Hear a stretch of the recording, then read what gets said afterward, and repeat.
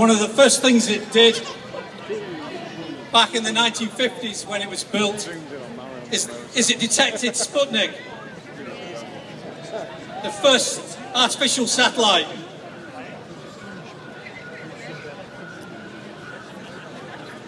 The Russians put that up on October the 4th, 1957.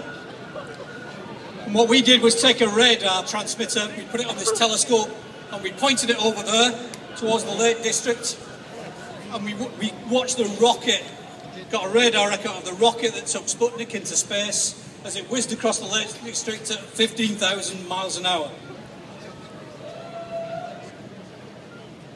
And then moving on, that was the Russians. They were the best people at space. They were better than the Americans.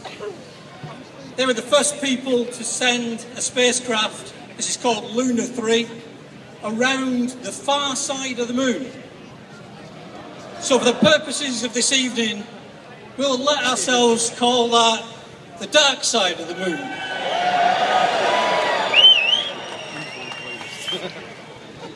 But as a scientist, remember, it's the far side of the moon.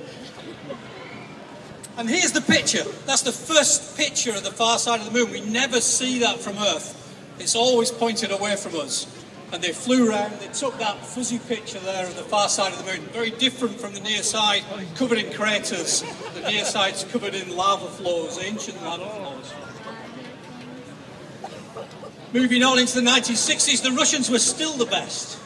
The Americans tried to land a spacecraft on the moon. They actually tried to hit the moon with a rocket, but they missed it by 100,000 miles.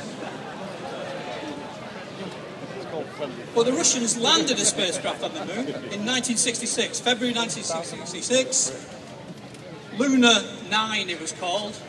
No people on it, they landed it there, they took a photograph, and they sent that photograph back to Earth as a radio signal. And the people that were here hacked into that signal with this telescope. And they looked at that signal and somebody said, that looks like a fax machine. So they went and got a fax machine from the Daily Express offices in Manchester.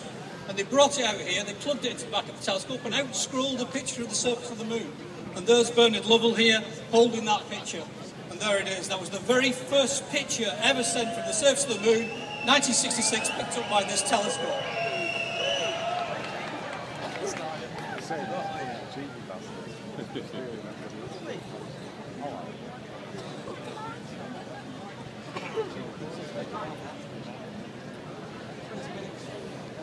(1969), Buzz Aldrin on the moon. Does anybody here not believe the Americans landed on the moon? Does anybody not believe the Americans landed on the moon? Security. There's a few too many of you, but we've got quite a few big security people. Anyway, we did, of course, and we tracked it from here. Seriously, everyone stood up.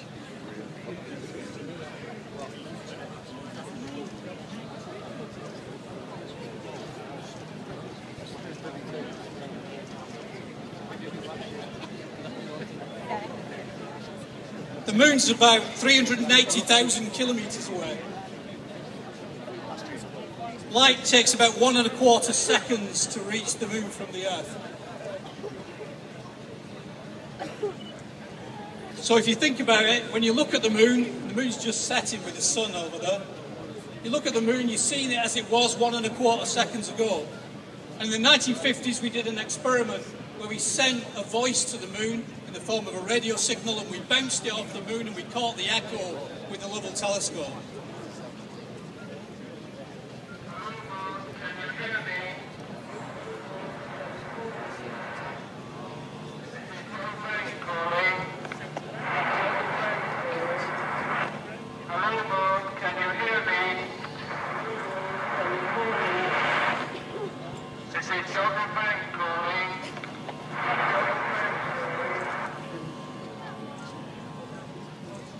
So that was a voice, real voice, saying hello moon, and you heard the echo, hello moon, come back, having travelled 700,000 kilometres in space to the moon and back, and taking 2½ seconds to do it.